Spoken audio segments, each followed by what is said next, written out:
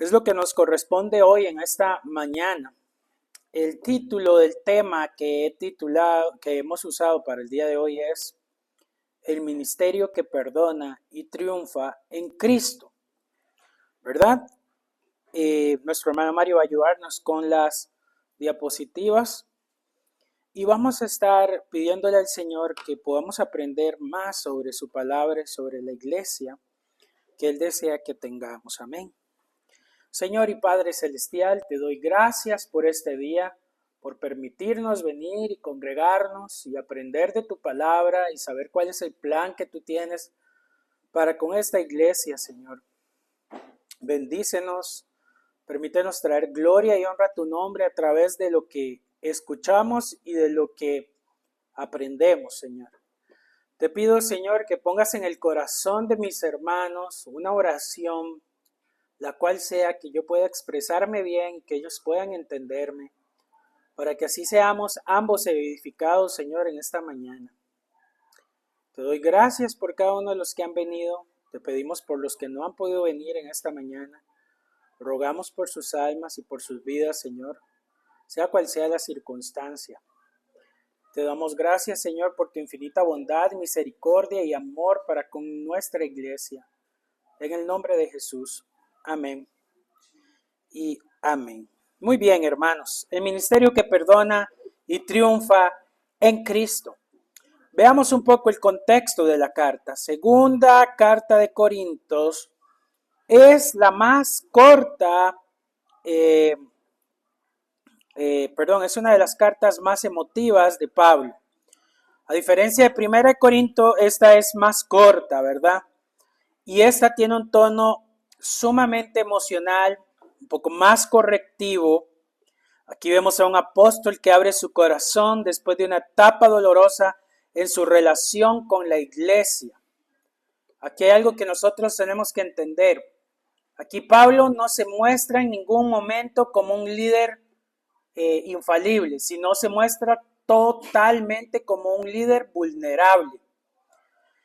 La vulnerabilidad generalmente está asociada a debilidad, pero aquí vemos a un hombre que está siendo vulnerable, no delante de lo que muchos de nosotros pensaríamos fuera un hombre resentido con la iglesia, sino vemos a un hombre que está siendo vulnerable y teniendo misericordia con hermanos que quizás no han estado actuando bien, pero que él considera que son parte del pueblo de Cristo.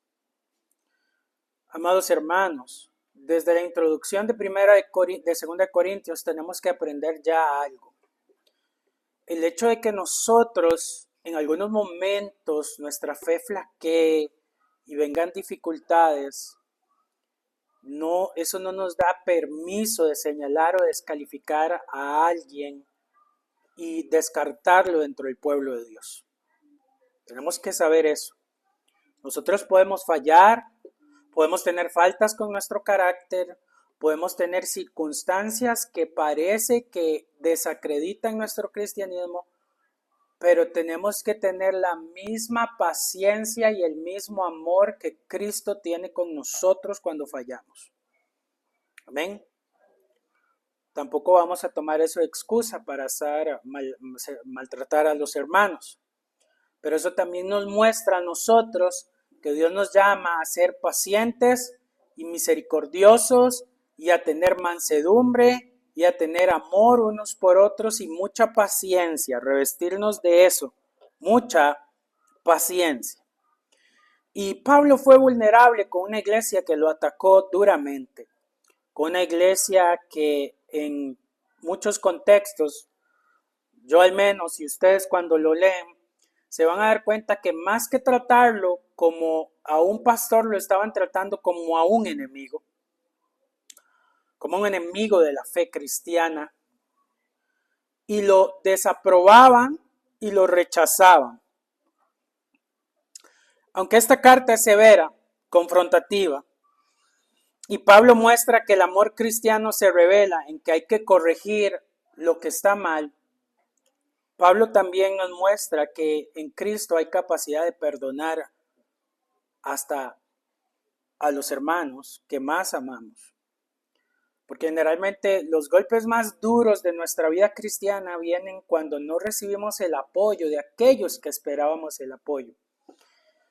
La salida más simple y humana en esta introducción se muestra de esta manera. La manera más simple cuando la iglesia nos defrauda es largarnos. Pero vemos que Pablo no se largó, se mantuvo como pastor fiel, se mantuvo corrigiendo a los que no querían ser corregidos. Y aquí se aplica una frase que usualmente estamos acostumbrados a oírla en nuestro tiempo contemporáneo, y es: el tiempo le dio la razón a Pablo. Amados hermanos, Dios nos manda a perseverar, a dolernos, a sufrir por su iglesia. Aunque no haya resultados, aunque no haya cambio, Dios nos manda a esperar en Él que se dé el cambio, ¿verdad? Así que punto número 1, el ministerio que ama incluso en la disciplina. Abramos nuestras Biblias en 1 Corintios capítulo 2, versículo 1 al 4. Dice el contexto del texto: esto pues determiné para contigo, no ir otra vez a vosotros con tristeza. Pablo asistió a la iglesia de Corinto. La situación estuvo marcada por un proceso de dificultad dolorosa. Pablo se entristeció cuando fue a la iglesia de Corinto. Vio la situación, vio el rechazo que la iglesia le generaba hacia él, y escribe esta carta con toda su alma, diciéndole a la iglesia: tuve dolor y ustedes vieron mi rostro, vieron mi tristeza. Dice: porque si yo os contristo, ¿quién será luego el que me alegre? Sino aquel a quien yo contristé. Y esto mismo os escribo para que cuando llegue no tenga tristeza de parte de aquellos de quien me debiere de gozar, confiando en vosotros todos, que mi gozo es el de todos vosotros. Porque por la mucha tribulación y angustia del corazón os escribí con muchas lágrimas, no para que fueseis contristados, sino para que supieseis cuán grande es el amor que os tengo. Pablo vio el pecado de la iglesia que había fundado, vio el rechazo de la iglesia que había construido, que se había dedicado durante tantos años. Hermanos, y Pablo sintió un contristamiento grande. Dolor fue lo que recorrió su cuerpo. Sufrió por la iglesia de Cristo, sufrió con dolor, sufrió cada minuto que estuvo ahí, a una iglesia que se estaba perdiendo, diluyendo. Y esto, hermanos, nos muestra a nosotros que Dios nos invita a sufrir por su pueblo. Dios nos invita a amar a la iglesia de tal manera que suframos junto con ella, y que suframos cuando la iglesia sufre y cuando los miembros sufren. Esto es importante que lo entendamos en la explicación. Pablo no evitó confrontar a la iglesia en su pecado, aunque la iglesia ya no sentía amor por él. Y Pablo decide no ir con tristeza. No significa que Pablo no iba a ignorar los problemas de la iglesia, sino que iba a buscar el momento y los medios correctos para que por medio de sus lágrimas, amados hermanos, para que por medio de lágrimas y de llorar, él pudiera corregir en disciplina a la iglesia y con un corazón pastoral. Mi pregunta hoy en esta mañana es: ¿todos tenemos la autoridad apostólica de Pablo? No, de ninguna manera. Ninguno de nosotros ni de nosotras es un apóstol o apóstola. Epístola en su defecto. Apóstola. No lo es. Ninguno de nosotros tiene ese poder o esa autoridad pastoral como la tuvo Pablo. No la tenemos.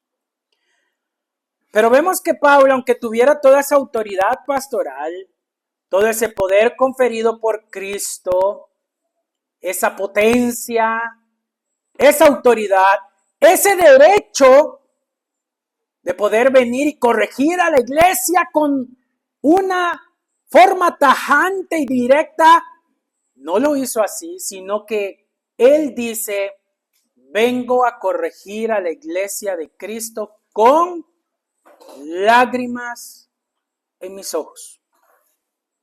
Corrijo a la iglesia del Señor con llanto y con tristeza. Vengo ante la iglesia del Señor no como un juez, sino vengo como un pastor, el cual brotan de sus ojos lágrimas, y no vengo con un juicio frío. Vengo con amor en mi corazón. La pregunta en esta mañana es la siguiente. Cuando miras los errores de esta iglesia, cuando miras los errores de tus pastores, de los ancianos, ¿vienes con un juicio frío crítico o vienes con lágrimas delante de tus ojos pidiendo a Dios que por favor hagas algo con la iglesia? Amados hermanos, Pablo nos muestra que la confrontación que la confrontación con pecado nunca, que la confrontación con verdad nunca viene sin lágrimas ni dolor en el corazón por la iglesia. Nunca viene fría, nunca viene como si fuera tercero. Pablo viene aquí y dice, ¿cómo voy a venir a ustedes con mi corazón hecho pedazos y a contristarlos a ustedes? ¿Quién después me va a consolar? Miren a Pablo incluyéndose dentro del dolor de la iglesia. No diciendo, ustedes son los pecadores. Él dice, todos estamos sufriendo a causa de que no hay pureza en la iglesia. Todos estamos sufriendo. Yo, como apóstol y pastor de la iglesia de Corinto, sufro, dice Pablo, por lo que pasa en la iglesia. La pregunta es, ¿tú estás sufriendo por los errores y pecados de nuestra iglesia? ¿O te ves muy distante, muy aparte de la congregación? Amados hermanos, cuando un miembro de tu cuerpo sufre, todo el cuerpo se duele.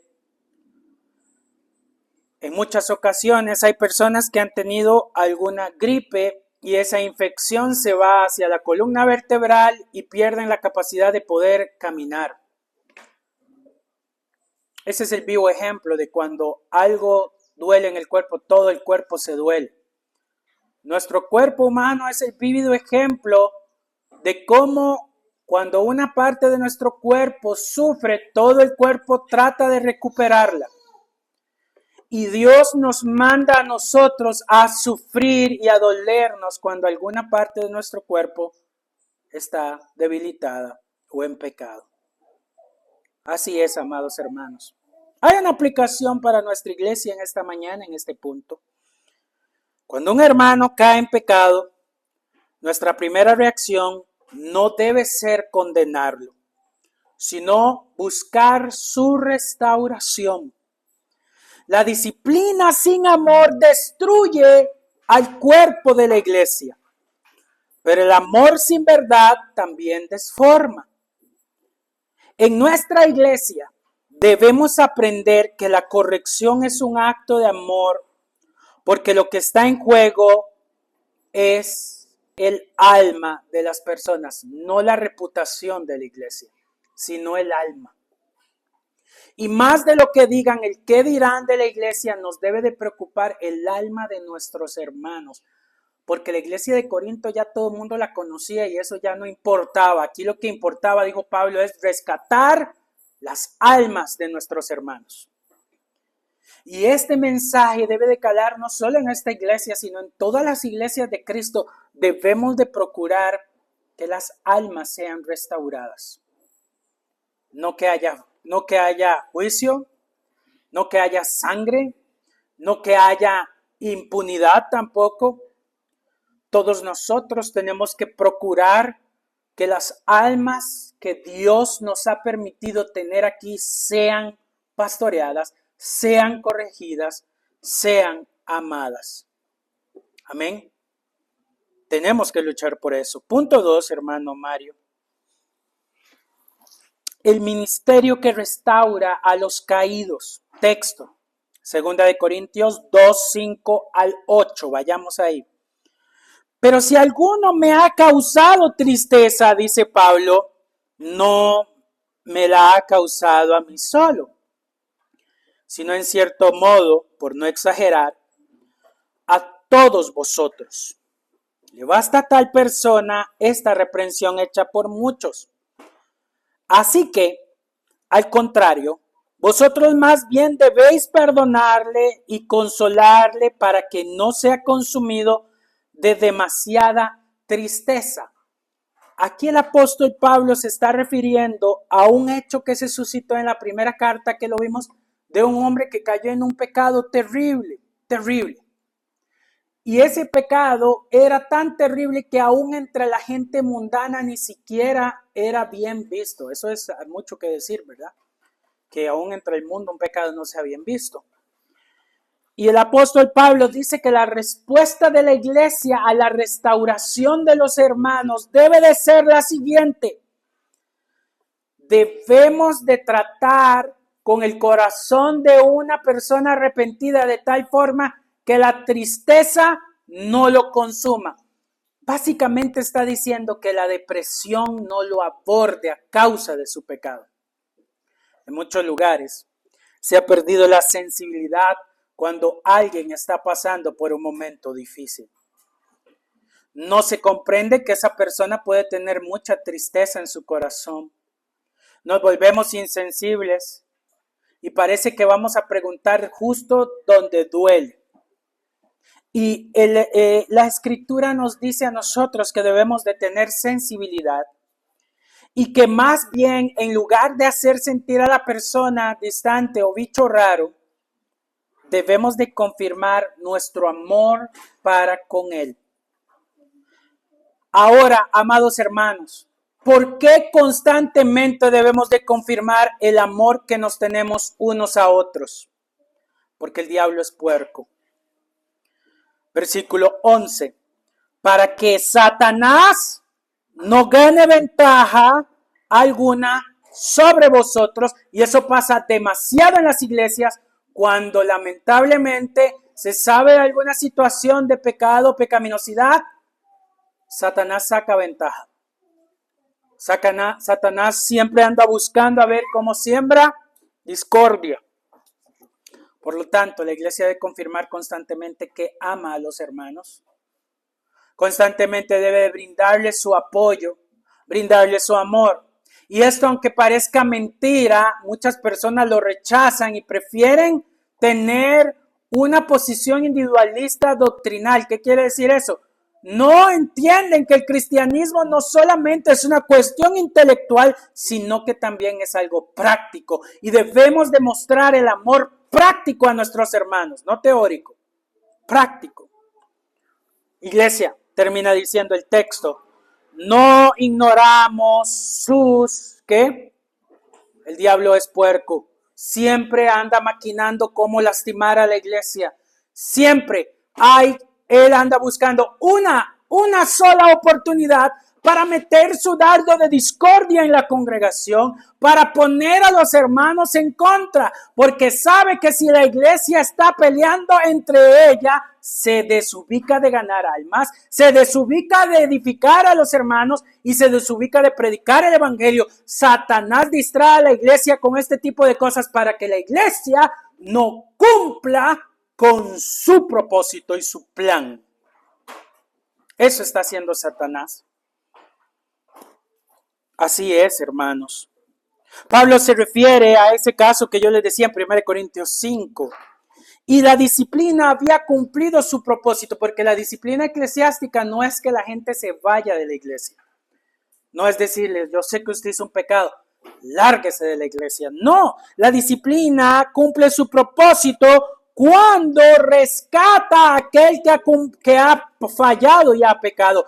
Cuando rescata a aquellos que están involucrados en un pecado Eso es lo que ha hecho el cumplimiento de la disciplina eclesiástica. Así que, amados hermanos, cuando un hermano se arrepienta, debemos de abrirle los brazos. No levantar un muro de 3 metros a la par de él, sino que más bien debemos mantenerlo bajo el ala del amor de la iglesia, ya que su arrepentimiento no se opone al evangelio. ¿El evangelio para quién es? Para los pecadores. Y los pecadores que se arrepienten. Y si un hermano de la iglesia peca y se arrepiente, para él también es el evangelio. Así que nosotros debemos de saber claro que el llamado del evangelio nos abarca a nosotros también. O no sé si usted pensó que el evangelio era solo una vez. El evangelio se vive todos los días con todas nuestras fallas. Constantemente hemos sido llamados por Dios para glorificarle y exaltarle y que podamos rendir cuentas y arrepentirnos. Por lo tanto, la disciplina de la iglesia abre la puerta a la restauración y la deja abierta para el perdón. Estamos dejando la puerta abierta de nuestro corazón para perdonar a nuestros hermanos cuando fallan. Tenemos que hacerlo. Tenemos que abrir la puerta de nuestro corazón, de nuestra alma y también de nuestras casas cuando alguien ha pecado. Amén. Punto 3, hermano Mario. El ministerio de la reconciliación sirve en obediencia al llamado. Segunda de Corintios 2, 12, 13. Vamos a leer eso. Dice Pablo: cuando llegué a Troas para predicar el evangelio de Cristo, aunque se me abrió puerta en el Señor, no tuve reposo en mi espíritu, por no haber hallado a mi hermano Tito. Así, despidiéndome de ellos, partí para Macedonia. Amados hermanos, Pablo tuvo una oportunidad de predicar en Troas, pero su corazón estaba inquieto porque no había encontrado a Tito, fiel compañero de él. Esto nos enseña algo que tiene que ver también con el tema, y es lo siguiente. Pablo valoraba profundamente la comunión y el trabajo en equipo cristiano. Amados hermanos, en la iglesia hemos sido llamados a no solamente venir por el Señor, sino también para crear lazos de hermandad cristiana que nos forjen y que nos distingan a los demás grupos. Por ejemplo, en muchos grupos de folclore de baile o de folclore de swing o de teatro, o el grupo de telas o en el que usted esté metido, hay una gran diferencia entre el cristianismo. A nadie le importa si usted falta o no falta, es indispensable. No es una persona que la requieran para poder continuar con el funcionamiento de las actividades. Es más, hasta en su trabajo usted es imprescindible. Prescindible, perdón. ¿Están poniendo atención? Prescindibles. Pero aquí hay algo que la Escritura nos enseña sobre el tema de Pablo en Troas buscando a Tito. Pablo menciona que para él es más importante tener a su hermano a su lado que simplemente trabajar por el evangelio. Porque el evangelio no se trata de que estamos solo trabajando para Dios y haciendo todo para Dios, sino que también nos importan los hermanos que no encontramos. ¿Dónde están los hermanos que no encontraste hoy el domingo? Qué buena pregunta. Porque Pablo podía haberse dedicado a hacer evangelio. Igual nosotros nos podemos dedicar a hacer evangelio. Pero cuando un hermano se ha perdido mucho tiempo, debemos de preguntarnos y sentir lo que Pablo sintió. ¿Puedo hacer evangelio? Pero me contriñe el corazón porque no encuentro a Tito. No encuentro a mi hermano en mi congregación. No encuentro a aquel con el que yo he predicado. No lo encuentro. No lo hallo. El ministerio y la iglesia no se basa en simple y sencillamente hacer, sino que también debemos de preguntarnos cuál es el estado de los hermanos en de los cuales estamos sirviendo y viniendo a la iglesia. Así que es nuestra misión glorificar a Dios y además de glorificar a Dios, ser guías de nuestros hermanos. El servicio en la iglesia y el venir a la iglesia no es un llamado individualista. Es un llamado a rendirnos a cuentas y a entender que debemos de apoyarnos y que no hay lugar en el rebaño de Cristo para lobos solitarios. No hay lugar. Lo dije el domingo pasado, el ejemplo de Pedro, que habla básicamente de la oveja que se aparta del rebaño. ¿Qué pasa con la oveja que se aparta del rebaño? Dice Pedro que el enemigo anda como león rugiente, buscando a quien devorar. Los animales, los únicos animales en la ciencia de la investigación y la observancia de la biología que lamentablemente son consumidos por los leones son básicamente las crías de las cebras y de los ñus. Rara vez un león ataca un hipopótamo y eso es entendible porque semejante animalón, ¿verdad? Lo va a acabar. Pero cuando vemos nosotros a las cebras, el león lo primero que hace para atacar a nuestros animales es separarlo del rebaño. Y lo separa en grupos. Ellos atacan en manada, los leones. Primeramente van por los viejos, separan a los viejos, tratan de separar a los viejos. Si no pueden separar a los viejos, hacen emboscada, que es tratar de agarrar a cualquiera, pero es muy ineficaz su estrategia cuando lo hacen así. Y la tercera forma de ataque a los rebaños es separar a las madres y a sus crías. La vulnerabilidad de la maternidad es interesante también en los animales porque hay madres que están dispuestas a dar su vida por la cría. Pero casi siempre lo que hacen es separar a los débiles. Los aparta y una vez apartado, ¿qué hace el león? Se lo come. Así que, amados hermanos, el llamado que Dios nos hace es a cuidar a aquellas ovejas que se están apartando para que el león no se los coma. Así que, hermanos, metas esto en su cabeza, clara y profundamente: no me debo de apartar del rebaño del Señor. No soy un lobo solitario y el enemigo anda buscando apartarme para devorarme, ¿verdad? Punto 4. El ministerio que triunfa en Cristo. Y con esto se va a desenlazar este tema. Versículo 14 y 16 del capítulo 2 de 2 de Corintios.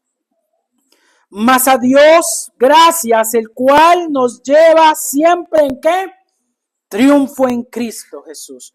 Recordemos todo lo que Pablo estaba viviendo.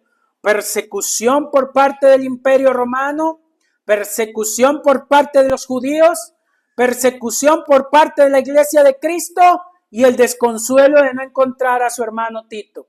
Ahora, también Pablo le está contando a la iglesia de Corinto que no encontraba a Tito, se estaba desahogando con la iglesia también. Amados hermanos, el apóstol Pablo es un ejemplo claro y tácito de mirar a la gente como hermanos en la fe, aunque ellos estén siendo pasados por pruebas y dificultades. Así que, amados hermanos, veamos esto que dice el apóstol Pablo. Primero eleva gracias a Dios. Luego dice que Él es un triunfador en Jesús. Y dice que nosotros manifestamos en todo lugar el olor de su conocimiento. Aquí comienza Pablo a hablar algo sobre el Imperio Romano. Porque para Dios somos grato olor de Cristo en los que se salvan. Una directa, muy indirecta, le está diciendo a la iglesia: ustedes pueden reconocer a quienes son siervos del Señor. Yo soy un siervo del Señor. Pablo empieza a defender su ministerio. Dice así: en todo lugar olor de su conocimiento, porque para Dios somos grato olor de Cristo en los que se salvan y en los que se pierden, aún a estos ciertamente olor de muerte para su muerte, y a aquellos olor de vida para vida.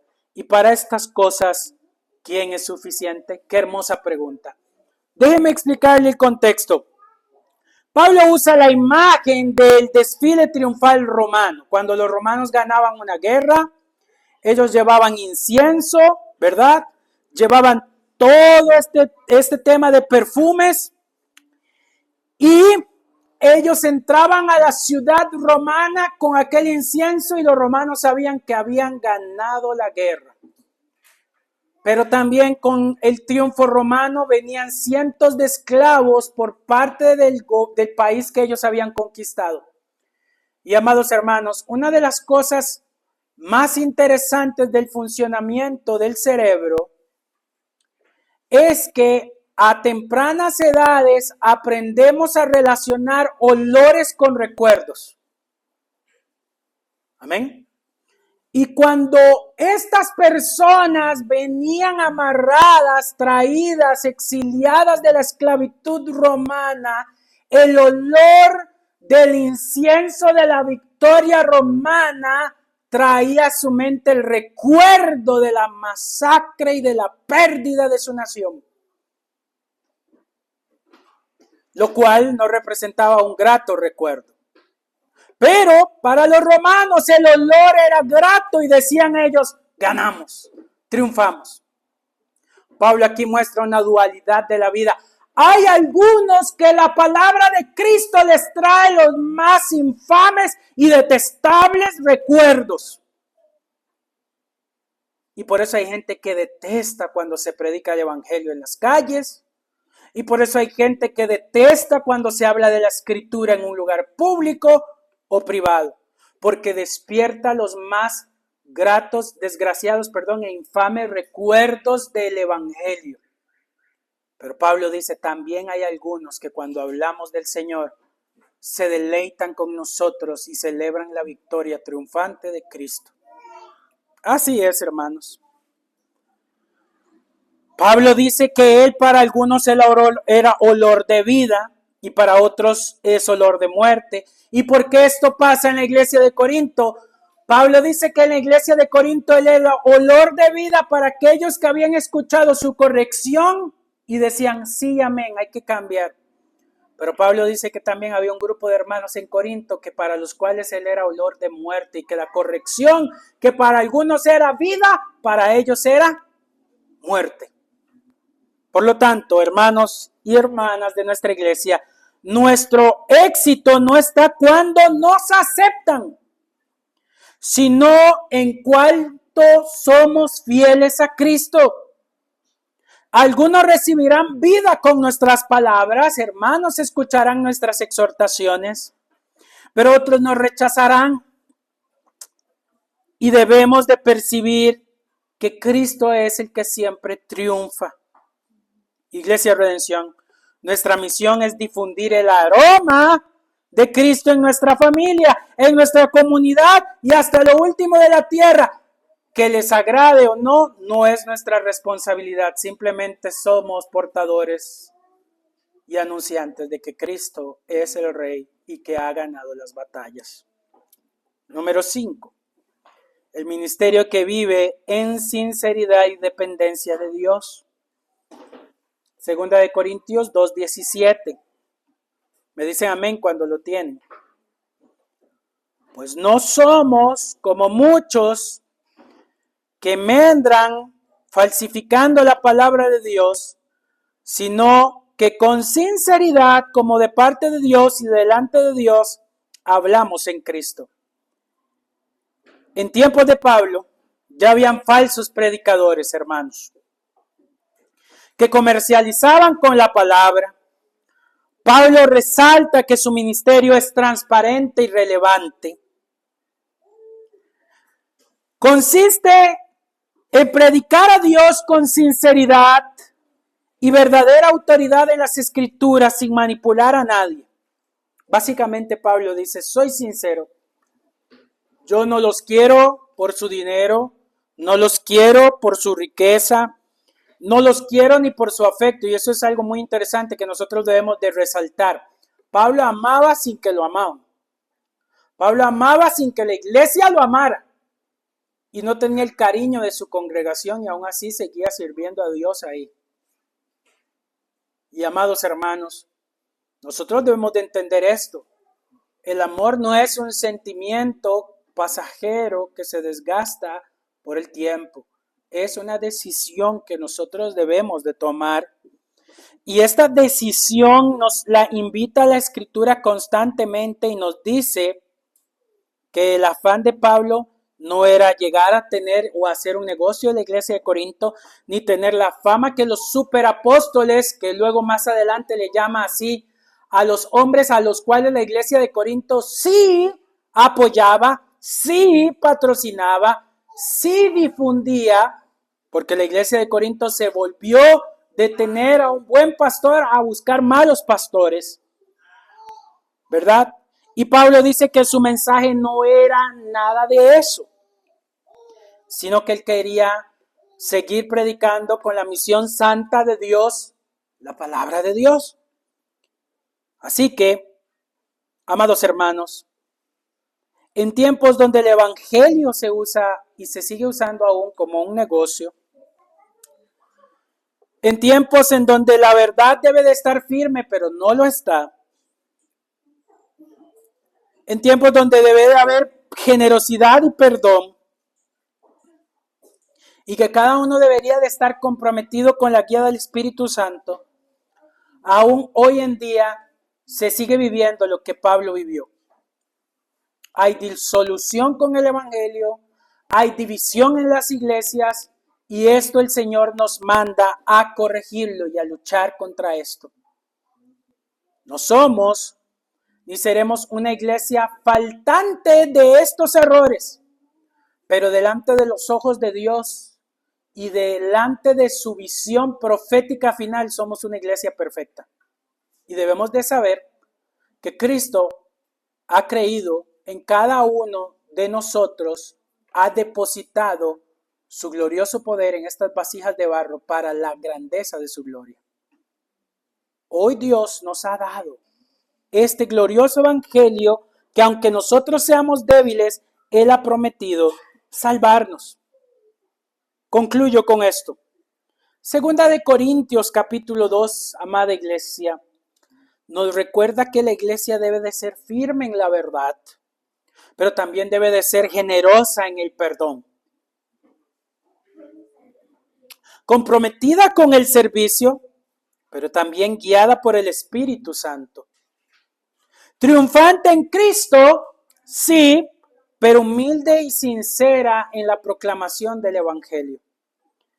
Que nuestra iglesia sea una congregación donde el amor corrige, el perdón restaura y la misión une en el Evangelio que triunfa y la sinceridad nos distinga. Que podamos ser sinceros con el Señor y que podamos buscarle aún en medio de nuestras tribulaciones. Pablo nos enseñó que se puede ser cristiano cuando tienes todo en tu contra. Que se puede ser fiel cuando tienes todo contra ti. Que puedes tener a todo un imperio tras tu cabeza. Que puedes tener muchos problemas con tus hermanos a causa de la verdad, no por problemas tontos, sino por la verdad. Que aún no seas lo suficientemente cristiano ni lo suficientemente judío. Entonces te mantienes en el medio y todo el mundo te ataca y te critica. Pero aquí el Señor nos muestra que tanto una cosa como la otra estamos por Cristo y para amar a su iglesia, aunque nuestra iglesia a veces no nos entienda, ni nosotros la entendamos.